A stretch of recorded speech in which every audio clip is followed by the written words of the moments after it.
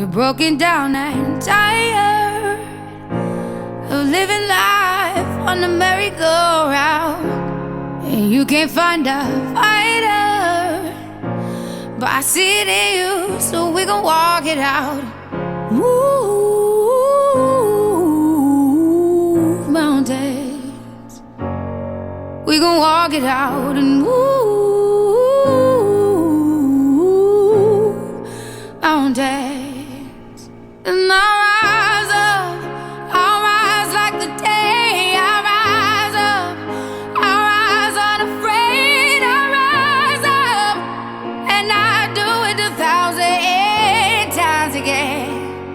And I'll rise up, I'll like the waves. I'll rise up, in spite of the ache. I'll rise up. It's not that we don't know what we should be doing with our schools. It's not that we haven't figured out how to prepare our kids for a very different world that we as adults grew up in.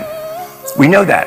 It's just that those are isolated pockets of great innovation and practices. And so what I said is my contribution to this should be, how can I spread that message? How can I share that vision of schools that are schools of possibility and hope instead of placement and percentile measurement on standardized tests? And so the vehicle I chose to do it, I am not by any stretch a filmmaker, but I'm a believer in the power of film. And so I did a 6-month search, and I found a documentarian that I think is the best in the country. And I supported him and his team for 2 years to film across the country in all sorts of situations, all demographics, all geographies, all age groups, and all types of schools, public, private, charter. I said, capture this story. Show our audience what schools are capable of. Show our audience what students and teachers can do if we trust them and let them engage and inspire in things that are authentic.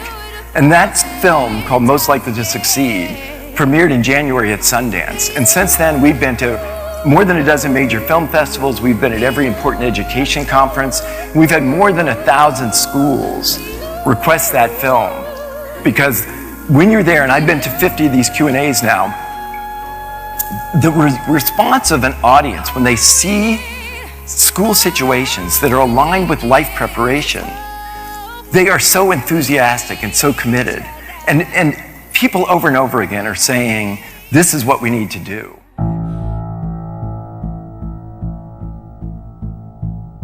We divide the day up in high schools into bits of time, into 40 or 50-minute blocks typically, and then we ring bells and people start to shuffle around the building and do something else. That's an organizational device, it's not an educational principle. 10 university heads in 1890 said, in 11th grade, everyone should learn chemistry. In senior year, everyone should learn physics. A lot of these subjects are great, but these priorities were dictated 124 years ago. The old blue-collar industrial model of education is already gone. We're already living in its wake. What happens to society when hundreds of millions of people have that aimless, rudderless feeling of, I've been replaced by a very small box? I don't know if there's a solution.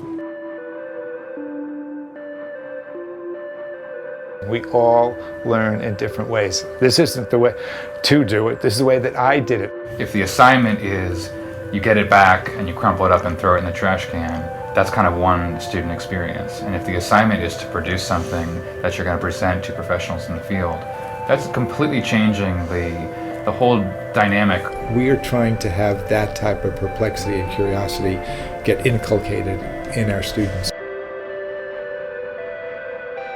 Saying your parents, all your friends' parents, and a bunch of people you don't know are gonna be here to see the work you did. It creates an aspect of authenticity, because we are creating something for an audience. The things I think in life that give us some of the greatest satisfaction is making something that wasn't there before. And I can't wait for that moment when it does work and I'm completely done with it. And it's like all leaves. It'll be one of the greatest moments in my life. When kids have that feeling, it's transformative for them. I made this, and everyone's coming to look at it.